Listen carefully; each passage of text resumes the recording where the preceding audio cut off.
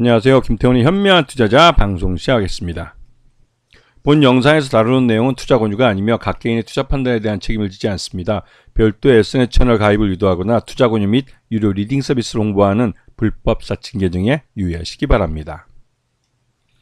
자, 오늘은 신성 ENG에 대해서 말씀드리겠는데요. 지금 보시면 아시겠지만 신성 ENG는 크린룸하고 드라이룸, 특히 크린룸 쪽이 전체 매출의 93%를 차지할 만큼 이쪽에 특화되어 있는 회사이기도 합니다. 그래서 반도체 쪽이나 2차전지 쪽 이런 쪽 사업이 늘어나면, 즉 스마트 팩토리 건설이 많아지면 이 크린룸이나 드라이룸 공사가 많아지기 때문에 실적이 좋아지는 회사죠. 그리고 이제 두 번째로 이제 큰 사업이 이제 태양광 쪽인데요. 이쪽은 전체 매출액의 6.3%까지 쪼그라들었습니다. 왜냐면 이 신성 ENG의 태양광 관련된 사업은 대부분 국내 내수 사업이기 때문에 지난 윤석열 정부 3년 동안 내수 시장이 완전히 쪼그라들었어요. 거의 뭐 성장이 없이 거의 뭐 개점 휴업 상태라고 해도 과언이 아닐 정도로 윤석열 정부 들어와서 태양광 사업이나 이 풍력 발전 이런 신재생에너지 쪽, 친환경적인 에너지 사업에 대해서는 철저하게 좀 탄압을 해왔습니다. 특히나 이제 이 태양광 쪽은 이전 정부인 문재인 정부 때 권력형 비리라고 이걸 정의 내리면서 검찰들을 동원해서, 검사들을 동원해서 압수수색을 하고 그러니까 은행들도 이 태양광이나 풍력 관련된 사업에 돈을 대출해주지 않았죠. 대출이 안 일어나니 당연히 사업이 이제 뭐 벌어지는 것보다는 기존 사업을 마무리하기가 급급한 상황이 돼버렸고, 그러다 보니 재생에너지 사업 매출액이 6.3%까지 쪼그라든 겁니다. 근데 이런 현 상태에서 요번에 이제 이 신성 ENG의 크린룸 사업 쪽이 좀 어려웠던 게, 작년에 삼성전자 편택 반도체 2단계 공사가 중단이 됐습니다. 갑작스럽게 중단됐는데 그 이면을 한번 살펴보면 이거는 다분히 윤석열 정부의 용인 반도체 클러스터 때문에 이 중복 투자에 대한 우려가 커진 거죠. 그리고 윤석열 정부 측에서 삼성전자가 평택보다는 이 용인의 반도체 공장에다가 이 투자를 해주기를 강력히 요청했습니다. 근데 그도 그렇게 벌써 이제 윤석열 정부 때 여러 가지 뒷말들이 많이 나왔는데, 뭐 김건희 부인이죠. 김건희 쪽 처가 쪽이 이 용인 주변에다가 땅을 사놨다는 등 이런 소문이 들릴 정도로 하여튼 논란이 많았습니다. 그리고 무엇보다도 이 용인에 있는 반도체 공장, 반도체 클러스터에다가 에너지원을 미국의 SMR이라고 해가지고 저걸 쓰겠다고 하다 보니 말이 안 되는 거죠. 미국 SMR을 우리나라도 이미 벌써 개발을 해놓고 있는 SMR, 소형 모듈형 원전을 어떻게 우리나라 게 아니라 미국 거를 사용해서 에너지원을 사용한다는 건 말이 좀 안 되는 상황이었습니다. 그런데도 불구하고 용인은 원전에서 나오는 방사능 누출이나 이런 사고가 발생했을 때 위험 반경에 서울의 강남이 들어갑니다. 이 말뜻은 만에 하나라도 용인에서 이 반도체 누출, 그러니까 방사능 누출이나 같은 사고가 발생하면 용인부터 서울의 강남, 노른자의 땅이 모두 사람이 살 수 없는 땅이 된다는 위험한 상황이 발생할 수 있다는 거죠. 이러면 우리나라 국부의 거의 한 반 정도가 날아갈 수 있는 그런 위험한 상황이 벌어질 수도 있습니다.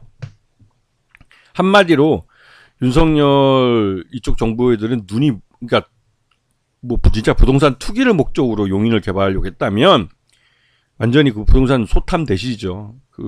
국부를 거의 반을 날려버릴 만한 그런 위험한 짓을 했으니까요.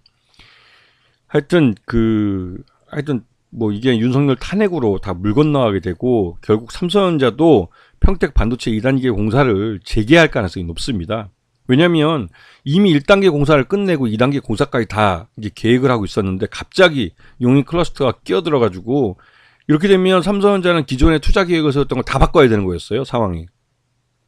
하지만 이제는 다시 삼성전자가 원래 계획했던 대로 평택 반도체 2단계 공사에 들어가면 이 2단계 공사의 크린룸을 수주한 이 신성 ENG는 고스란히 실적을 다시 회복시킬 수가 있습니다. 여기다가 아까도 말씀드렸지만 태양광 사업에 대해서 윤석열 정부가 탄압을 했었는데, 요번에 이제 이 아리백이라고 예전에 대선 기간에 윤석열이 이 아리백을 대답 못해서 좀 세간에서 무식하다는 소리를 많이 들었었는데요. 근데 뭐 평생 뭐 검사나 했던 사람이 뭘 알겠습니까? 라는 말을 하면서 그냥 은근슬쩍 넘어갔었는데 진짜 무식한 거죠. 알리백에서 알리, 리는 리사이클링해서 다시 재생 뭐 이런 뜻이죠. 그리고 백은 100% 재생 에너지를 사용해서 어떤 재화를 생산한다. 그렇게 생산된 재화에게만 유럽이나 미국 같은 곳에서 선진국에 수출이 될 수 있도록 허용하고, 그렇지 않고 화석연료나 이러한 탄소를 배출시키는 에너지를 갖고 이 재화를 만들었을 때는 그 재화에다가 탄소세 같은 것을 부과시키겠다. 그러면 그 자체가 하나의 유럽 시장, EU 시장이나 미국 시장의 진입 장벽이 됩니다. 우리나라는 신재생 에너지 사용률이 전체 에너지의 한 8, 9%밖에 안 돼요. 아직 두 자릿수가 안 됩니다. 그러다 보니 우리나라의 삼성전자나 현대차는 100% 이 규제를 받게 되죠. 그래서 이 현대차도 그렇고 삼성전자도 그렇고 자체 공장 지붕에다가 태양광 패널을 쫙 깔아버리고 그런 짓을 하는 겁니다. 대규모로 정부가 안 하기 때문에 자체적으로 그 에너지원을 이 태양광이나 이런 친재생에너지 쪽으로 바꾸기 위해서 자체적으로 투자를 하는 것이죠. 근데 이제는 이런 대기업들이 알리백 투자를 본격적으로 해야 될 시기입니다. 왜냐면 조만간 2025년인데 2030년이 되면 EU나 미국은 실제로 탄소세를 여기다 부과시키겠다고 했습니다. 그렇게 되면 우리나라 제품이 유럽이나 미국에 수출될 수가 없는 것이죠. 이런 탄소세를 부과받으면서 생산된 재화가 경쟁력을 가질 수가 없죠. 특히나 중국 제품 같이 싸구려 제품한테는 도저히 못 이깁니다. 자, 그래서 지금 현재 보면 여러 가지 프로젝트가 진행되고 있는데 앞에서 말씀드렸듯이 삼성전자 평택 공장 클린룸이 가장 큰 프로젝트예요. 신성 ENG에게는. 신성 ENG는 이 사업이 재개가 되면 실적이 빠르게 개선이 됩니다.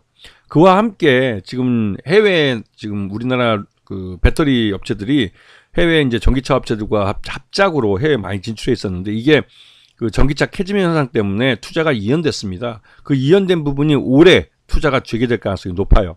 그런 부분에서 신성 ENG의 드라이룸도 다시 또 이 프로젝트가 시작될 가능성이 큰 것이죠.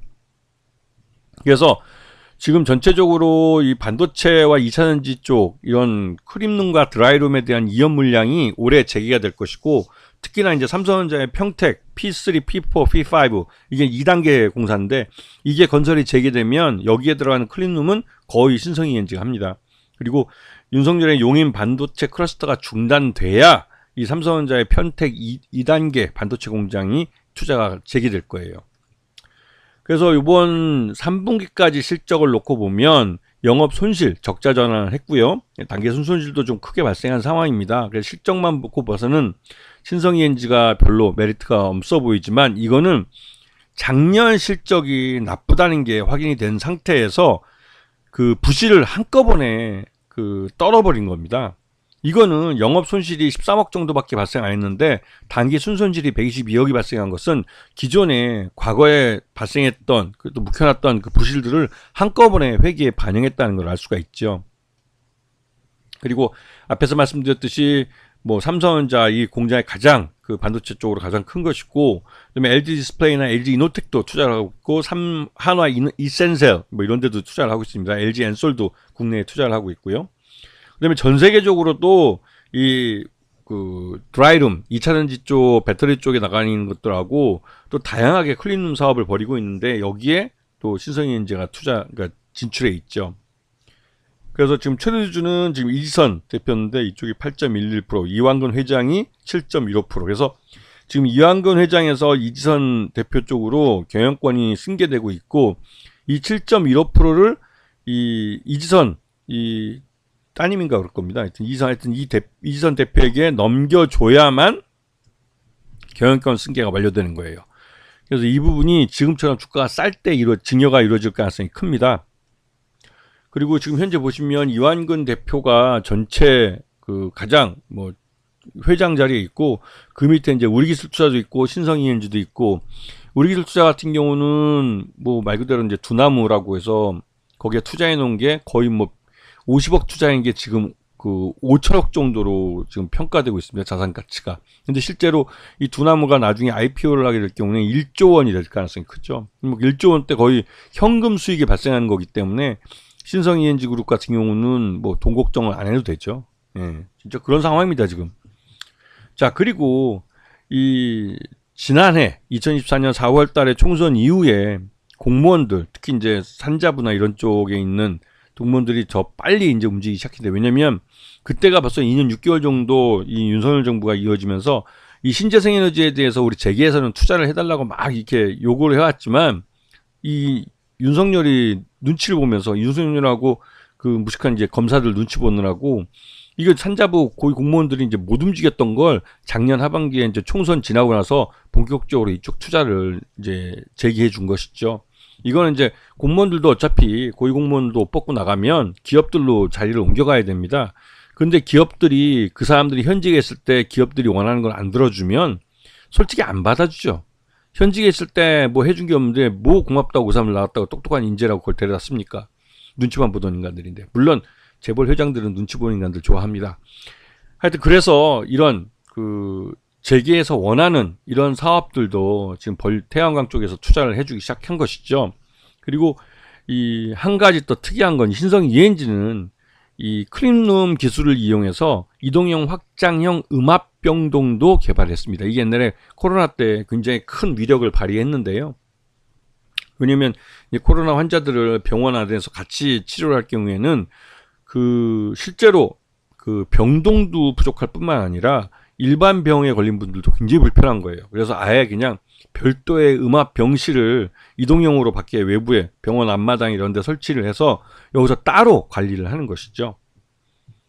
자, 그래서 그리고 이제 이 아리백이라는 거, 이 아리백이 본격적으로 이제 투자가 재개되고 있습니다. 그래서 이런 부분에 대해서 이 윤석열이 탄핵되고 나면서 이제 국내 대기업들도 본격적으로 아리백에 투자를 하고 있고, 또 이런 투자에 대한 소식들이 속속 들려오면서 말 그대로 이 태양광 쪽 관련된 업체들은 이제 내수 시장이 새로 급격하게 성장하게 되는 겁니다. 그런 면에서 꽤 큰 실적 회복이 기다리고 있는 것이죠. 왜냐면 지난 3년 동안 투자 안 됐던 게 한꺼번에 본물 터지기 때문에 이쪽이 실적이 꽤 괜찮아질 겁니다. 그래서 지금 외국인들도 그렇고 국내 기관 투자도 그렇고 이 신성 ENG 주식을 좀 사들이고 있습니다. 그래서 지분율이 계속 5%대까지 올라가는 모습을 볼 수가 있고요. 그리고 신성 ENG 같은 경우는 지난해 실적이 나빴기 때문에 주가가 다 주가에 반영이 돼서 지난해 12월 9일날 1,030원 최저점을 찍었고, 이후로는 이제 확실히 이제 실적 개선에 대한 기대감으로 주가가 반등이 나오는 모습을 볼 수가 있습니다.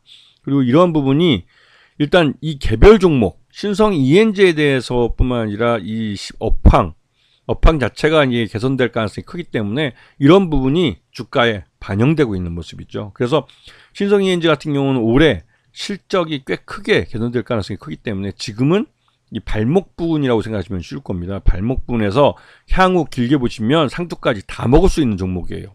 그런 부분들을 잘 주의 깊게 보셔야 되는 것이죠. 아시겠죠? 자, 오늘 방송 여기서 마치겠습니다. 감사합니다.